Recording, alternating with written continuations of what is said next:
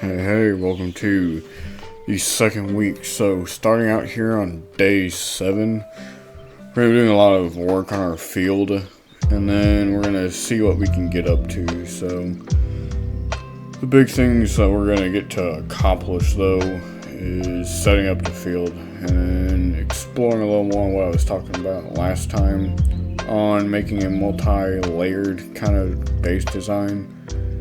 And so far, I've been really enjoying it, and so getting this early stuff put together has been really fun, and I just can't wait to see what we can do later on when I get more established, like whenever I set up my iron farm and all that, because it's gonna be really fun. Like, I've been having a blast with it so far, and early game struggle is always good to go back to, and I just wanted to say that, before I let it cut to just showing you what's going on, is that there's something really interesting down in the mine, or the little mine shaft tunnel I'm going to start here soon. But here in like the next couple of videos, you'll see what I'm talking about, but I'm not gonna let you know just yet. I'll let you watch for it. But yeah, there's a lot of deep dark stuff though, because we are in a very mountainous area, but it's not the deep dark in particular is what I'm talking about, and we'll just have to wait and see for whenever that comes out. But been loving this feeling of just only wanting to build and not really push for like earliest iron farm possible or earliest mob farms or anything like that. It's been really nice just to play the game one day at a time, just take it slow, don't rush anything, and enjoy the game itself and really live that early struggle in the run. But yeah, been having just the best time, and I encourage anyone who wants to play this world in particular in their own free time that to check out the description, because I'll have the world seed link put into the description for you to copy paste over into your own game and run it. But it's all being recorded on the Java edition of the game, and so I know somebody had asked me there what version I played, and I responded to them, but here yet, what you're going to see with me getting back in is that it's kind of close. I got a heart and a half left, and now I have no food. I try to juke out this zombie and eat and stay alive, but yeah, I'm gonna have a lot of close calls all throughout this run, especially in these early days. So, but I mean, it's also really nice to remember that you're not invincible in this game ever, especially not in the early game. In those early days, I mean, you gotta take everything into account and be as on your toes as you can. But eventually, in this run, I'll learn it, my lesson, and stop running around with basically no armor on. So just gotta bear with me yet. I gotta build up an establishment here and get settled. So yeah, I hope you all have been really enjoying it as much as I have. I've been having a blast with this one. It really is the ideal location. And yeah, I'll let it roll on to day 9 then.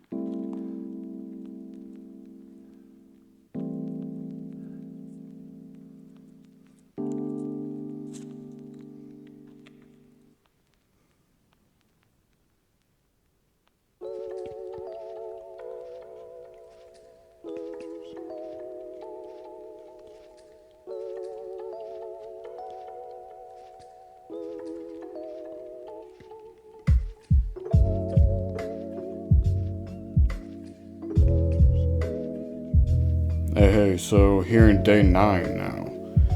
So, we are going to be, call it close here in this fall, but we're going to be cutting down some more of our cherry wood trees, and then going over to the village yet in order to start locking up the villagers, because it'll dawn on me today that the villagers are still able to be loaded in while I'm over here on the hilltop, and they can still be killed by the zombies, so it's probably not the best idea to leave them able to freely roam around.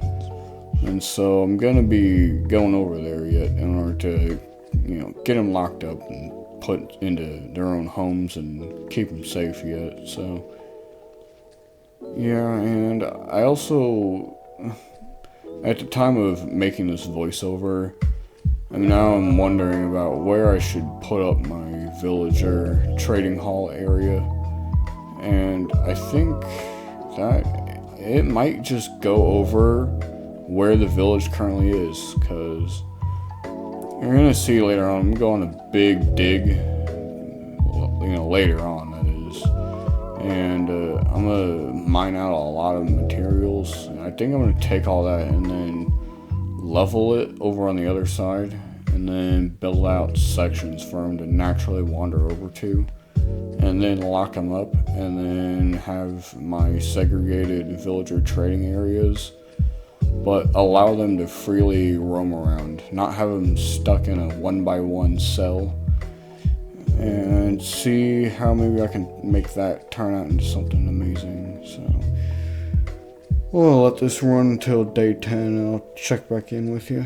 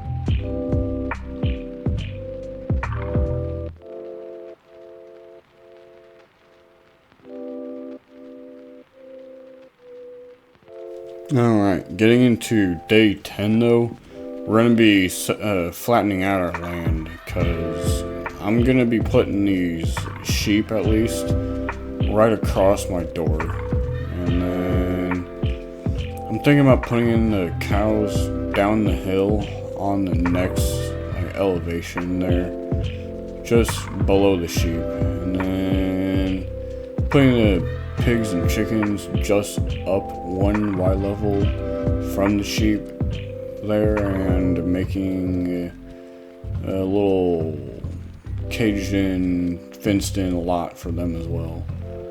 And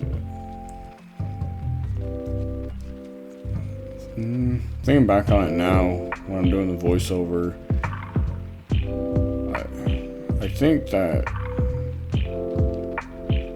maybe I should have lowered the pigs to keep them on the same level as the sheep, but I also wanted to keep that idea of having many different Y levels and different layers to the base being a key component of it, because it just makes it look so much different and a little harder to see the whole base from one little spot, which is kind of what I really want.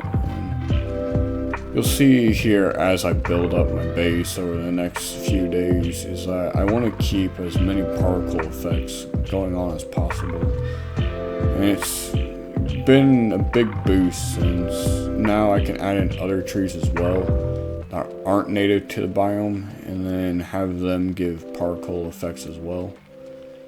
And I think that it's gonna make the base look even prettier than before, because the pink petals coming down and then maybe some other green leaves coming down as well. It's gonna make for an awesome look. And I might just go for like either maybe a dark oak or maybe some, oh, I don't know, maybe taiga trees even being brought in and set up would be interesting. Just, have a wide variety of them everywhere, just giving off their own individual effects, just give more ambiance. And I kind of want to go and get some of those firefly bushes and put them all around as well. So I'm definitely going to have them going across the pink house. The house I'm currently living out of right now. So, yeah, I think I'm going to have to leave that wood shack that I started out in as a permanent effect and fixture of the world and leave it as a permanent feature. Maybe I'll remodel it one day with like carpet or something, but I think it's here to stay. And yeah, we're gonna refer to it as the pink house. I'm gonna put up a sign on the day I'm currently on in the run and then name it officially the pink house and make it into a sort of national monument in the run for my world. Make it look cool, maybe, maybe put in a glass feature, take out the trapdoors, do like a glass panes idea going on, make it look cool. Ooh, I could do tinted glass. That would be cool. I have to go get a geodoe. Or at least, that's what you all think. So, anyway. We'll let it run. And, yeah, here in day 11, all we really do is set up the fences, finally, for them. And this here is gonna be, I believe, the cow pen. Yeah, it's just south of the sheep. And so, yeah. See the great big field there for the sheep in order to segregate them by color, and then have a smaller one for the cows, keep them all condensed. And I will be going for the horned variant, the warmer variant, if you will, the one that I can find in the safari, which also makes up the other side of the mountain. And I'm going to see about using them, and then that variant of the pig as well. And when it comes to the other variants that were introduced in this update, I'm gonna go for them. It's just, I gotta get established, really. And I really do have to work on getting my base up and running and sustainable, really. But, I don't know, I kind of want to do that after I get to 100 days and make that into like a little tribute thing to start out 200 days with, is heading out and looking for a new cold biome, one to really make a new base in. I think it's gonna be pretty fun to go out there and find a new biome and make a new base in it entirely, especially now that we have a new update that can give us maps from cartographers that lead us to other villages. It's gonna be incredible. I'm gonna use that feature so much. especially if they give me different maps and not the same ones, depending on where I'm at. It's gonna be so nice. But then again, knowing how the villager trades work with ocean monuments and the woodland mansions, I'm guessing that it's gonna give me one, and then it's gonna be on me to find any others. So I'm not gonna hold my breath on it just yet until I see it for myself. So I don't know, we'll see. But the villager trading hall is a long way off. So even as of now, I'm starting to get all the resources for it, but we still got a minute. So yeah, here in day 12, it's just more of the same, just taking care of the field and building up the base, making it look a little prettier, and planting, getting the next row of plants put in order to continue to eat. So, but don't worry, I will eventually switch to meat instead of bread. Because, I mean, while bread is good, meat will fill me more and last a little longer, as far as I know. It's gonna be nice to get off of bread. You know, I'm thinking about putting up a auto smelter system and my enchanting room in behind my base, just out in the open air. Because I want the particle effects of the cherry blossom trees in order to really make it look a little nicer. You know, nothing in particular against them or nothing, but I think I just want my base to be so open air and clear to the sky as I can have it. Mainly because I just haven't ever built like that before, really. And I think it'd be an interesting way to do things, and different and challenging. I just think it'd be really cool to see something different, you know? Because, I mean, you know, like I said in the first weeks, that this world generation we have here has awakened something in me I've never really felt before, or at least not for a long time, that is to say, my bad. It's a feeling I've long forgotten, and it's really a shame, because this game is a great game, you know? And it's really unfortunate that, you know, everybody is going to experience it at some point with a game that they love, that they're going to play it for however long, and then they're going to get fatigued of it, and it's plenty fine. There's nothing wrong with that, but it's really nice for if you can be able to go back to what really made you fall in love with the game all over again, and feel that feeling of intrigue and desire to explore a game fresh again, because not many people are able to do that, and so it's just really incredible. It's just such an amazing game. I just don't know how to really show my full appreciation for it, really. But we'll let it roll for a little bit more until we get to day 13.